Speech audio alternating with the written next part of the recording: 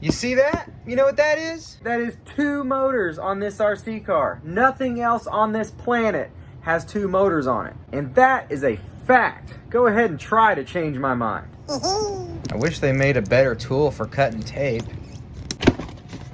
Okay, I've definitely seen better packaging. There's no packing material in here. The car is just kind of loose. I do believe that is the first time I have not seen loads of cardboard or foam in a box. So this is called the Attack high-speed car. It's got quite a wide stance to it. Might even have to name it Wide Stance Winston. Comes with 2 lithium-ion batteries. These don't have your typical Dean's plug connectors. So if you're like me and don't have any batteries with this connection, you are going to be stuck using only these batteries, but it comes with 2, so you'll have a lot of runtime. Comes with a screwdriver and a brush. Winston likes to get cleaned off after he goes out for a run. Comes with an extra axle. This is the second car in a row that actually came with a new axle.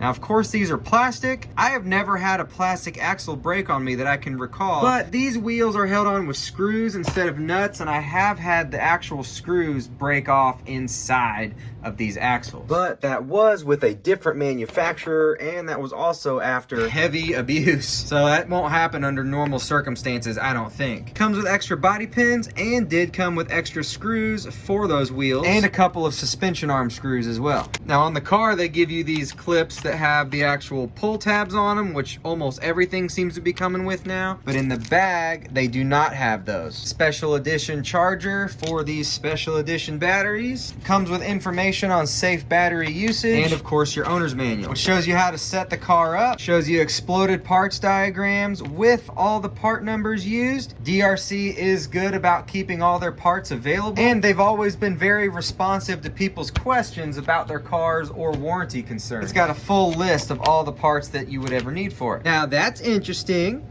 Looks like we've got a solid rear axle, and it's just got a regular axle that slides inside. So you do not have independent suspension in the rear. It's got a truck style rear end. So that solid axle is going to be different from an independent suspension in its handling. Not necessarily a bad thing, it's just different. It's got a little rock guard here for when you're going in reverse. You can also see that this is a multi-assembly chassis. So if you crack one part of the chassis, say the main piece, you don't have to buy the entire thing. But what it does mean is you probably have to do a little more disassembly. But hey, that's part of the fun, especially on this channel. But you're rarely gonna crack a chassis if you use these cars as they're intended, which in this video, we probably are not. That is a sweet looking truck, honestly. Oh, she's got a big old on-off button. You can see right here where this rear axle piece is separate from the main body, just like in the picture that it showed in there. Got a couple of LED headlights in the bumper. Another thing about DRC is they come with the decals already on the car. So that's one less thing for you to worry about, is putting stickers on. And we all know just how pesky those darn stickers can be.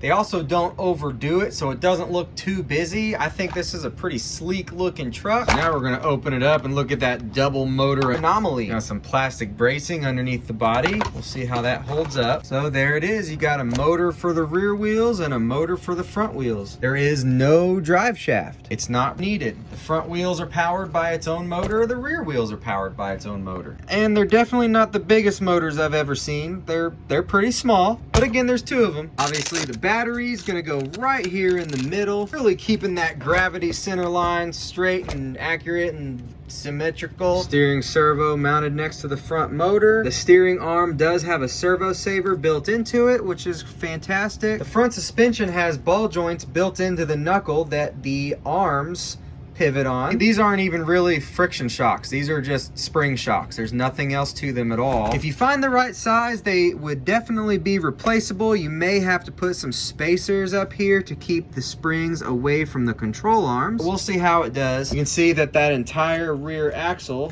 pivots on its own. A motor is attached to the rear axle, of course. That also explains why this piece is separate from the main body of the chassis. The rear suspension also feels much heavier than the front. See, watch. And the front goes way up. There doesn't seem to be a difference between the front and the rear shocks. It's just the fact that the rear is such a different type of suspension than the front is. It acts differently. The electronic speed controller looks like it is mounted underneath the battery tray, because here's your little receiver wire for the transmitter. And you have all plastic links, which is a good thing because these need to be able to flex to prevent things from breaking. They need to flex and then pop right back to their original position. I've never had real complaints with DRC's plastic quality. It always seems to be able to hold up the crashes really well. You'll be able to see that in just a second because we are going to take this outside in this video. Now, if you happen to lose your owner's manual, every single part that I can see has the part number listed on the part itself. Even the tiny little servo arm has its part number etched in there. Now this also has plastic drive cups. That's that white thing right there. That's coming straight out of the differential, so you can bet that more than likely the gears inside the differential are plastic as well. That's not a big deal. This is a lightweight car. Plastic gears tend to last a long time if the plastic is of decent quality, and like I said, DRC has been good about using quality plastics from what I've been able to tell so far. But it is time to go ahead and put some batteries here in the receiver. Gently install this fully charged battery. Ever so kindly put that body shell on. Throw down the coolest montage you've ever seen.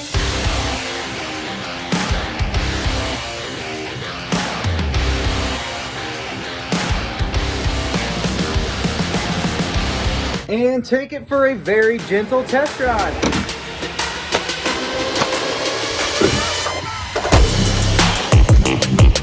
Hey, this whole thing moves pretty good.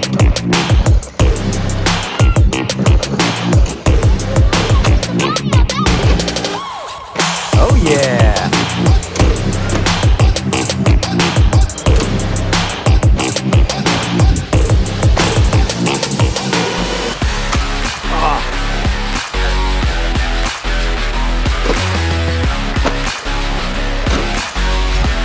That almost does a backflip.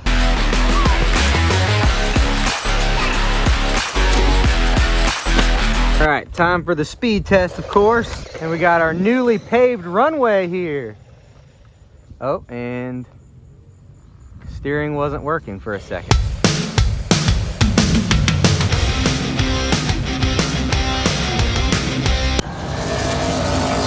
So I am noticing a pretty bad range issue. I'm noticing around 50 to 60 feet, it doesn't respond as well. That is some pretty bad range, but overall, I'm pretty impressed with this truck. Small as those motors are, this thing's pretty quick. The steering radius is really bad. It takes a while. I mean, it's not that bad, but it's worse than most. Oh yeah, we gotta look at the speed. 17 miles an hour.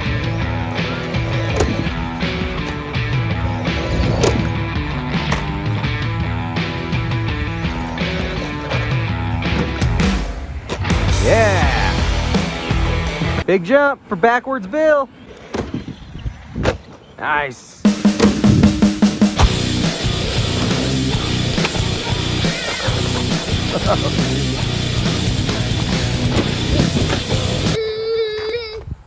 What are you doing?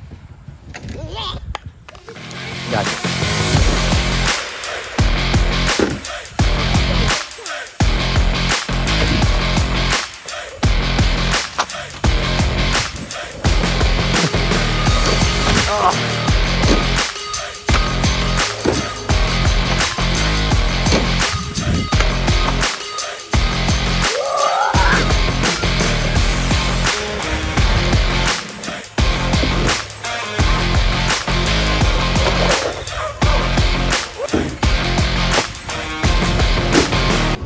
Oh, right over me, just barely.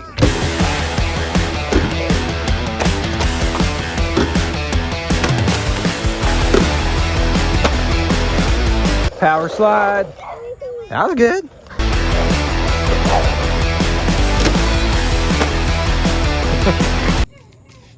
Wow, good job. All right, battery's toast.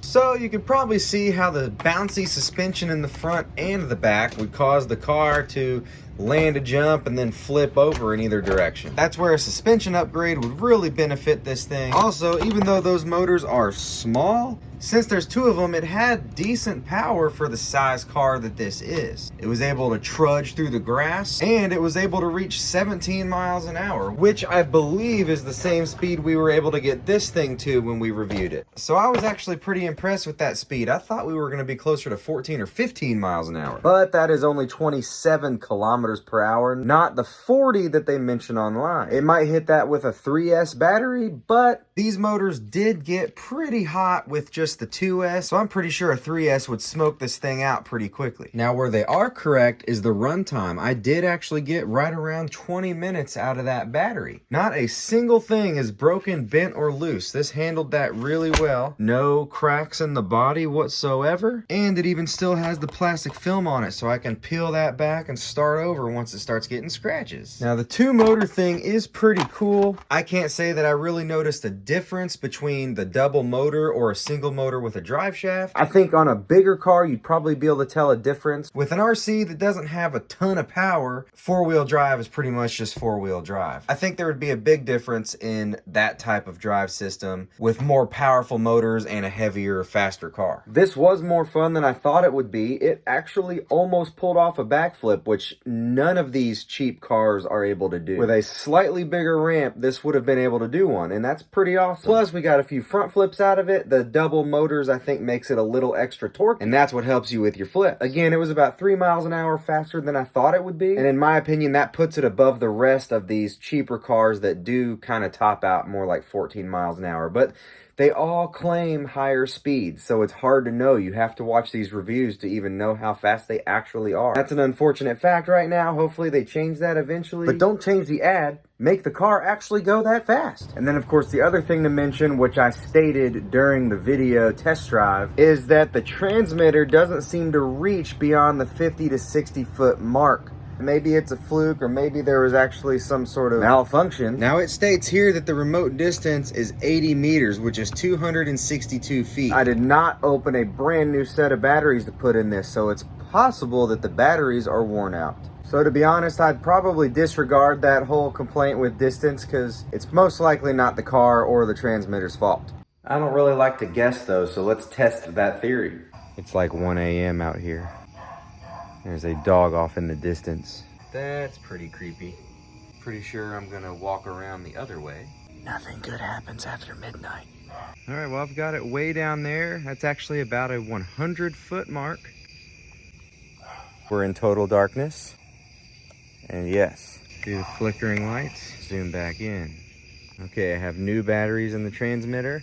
I stepped even further, about 125 feet now. And it is working. Oh, did an endo flip. He's still at it. How long does that take? Well, there you go. I stepped back even further to about 150 feet, and it seemed to work just fine with new batteries. So, lesson learned. Hope you enjoyed this video. Link in description with a temporary coupon code for 10% off down there as well. Like, subscribe, share, notification bell, and have a good day.